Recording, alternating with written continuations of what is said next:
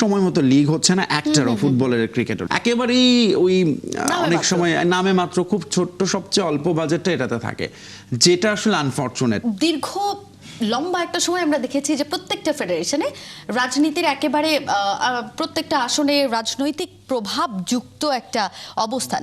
So সেই জায়গাটাতে উন্নতির জায়গা কতটুকু ছিল এবং পিছিয়ে পড়ার জায়গা কতটুকু ছিল সেটা একেবারে দৃশ্যমান। সো এইবারে নতুন যে সরকার গঠন করতে যাচ্ছে সেই সরকারের কাছে প্রত্যাশাটা কি থাকবে?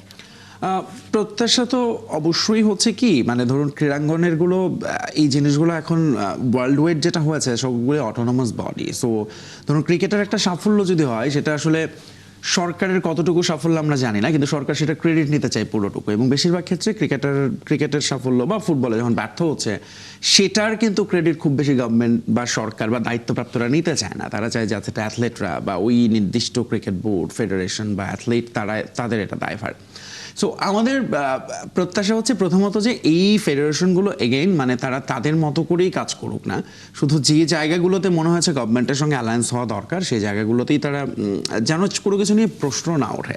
এখন ধরেন আমরা যে রিপোর্ট দেখছিলাম, অনেকগুলো প্রতিশ্রুতি দেখছিলাম তাদের ক্রীড়াঙ্গন নিয়ে বিএনপির চিন্তার কথাই যদি বলি, আমরা সাধারণ জনগণও জানি যে নির্বাচনের বা বাংলাদেশের রাজনীতির বিউটি হচ্ছে আপনি অনেক অনেক লম্বা লম্বা প্রতিশ্রুতি দেবেন এবং নির্বাচনের পরে আসলে 6 মাস 1 বছর পর ওই অ্যাকাউন্টেবিলিটির মধ্যে কোনো সরকারকে আসতে হয় না যে আপনি এটা কি করলেন, প্রতিশ্রুতি দিয়ে আপনি কি পূরণ করেছেন কিনা।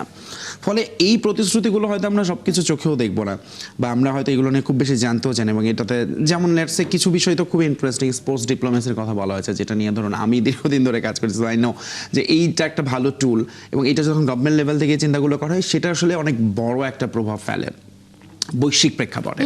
অ্যাট দ্য সেম টাইম ধরুন কিছু ছোট ছোট উদ্যোগের কথা এখানে বলা আছে, যে নতুন করে স্পোর্টসের যে কথাটা বলা হয়েছে সারা দেশে স্কুলে কিভাবে স্পোর্টসটাকে আরও বেশি ইনভলভ করা যায় আরও বেশি, এবং এই জিনিসগুলো আসলে আপনাকে হয়তো হেল্প করবে। কিন্তু মেইন জিনিস হচ্ছে যে বাংলাদেশে ধরেন আমরা যদি দেখি যে বড় যে খেলাগুলো সেগুলোর জন্য খুব বেসিক জিনিসপত্র ঠিক নেই, অর্থাৎ সারা দেশে সময় মতো লিগ হচ্ছে না, একটারও ফুটবলের ক্রিকেটেরও। সেই বেসিক জিনিসগুলোই আপনি ঠিক করেন, নতুন নতুন অনেক কিছু করার আসলে দরকার নাই। বলা লিগ হচ্ছে না, ইনফ্যাক্ট লিগ হলেও খেলোয়াড়দের যে পারিশ্রমিক সেটা নিয়ে কিন্তু প্রতিবার এবং আয়োজনটাও মনে হয় একটা করার জন্য করা আসলে খুবই দায়সারা একটা আয়োজন থাকে। একদমই তাই। সো এই জিনিসগুলোর আসলে আমরা পরিবর্তন অবভিয়াসলি চাই, কিন্তু এগেইন আমরা আসলে খুব বেশি আশা করতে চাই না, বরং আমরা চাই যে বরং যে যে জিনিসগুলো ধরেন এখন যে অবস্থায় আছে সেগুলো যেন অ্যাটলিস্ট খারাপ না হয়, আরেকটু স্মুথ হয়, আরেকটু বেটার হয়, এবং সেটার জন্য আসলে যার যার জায়গা থেকে যে কাজগুলো করা দরকার সেটুকু করলেই হবে।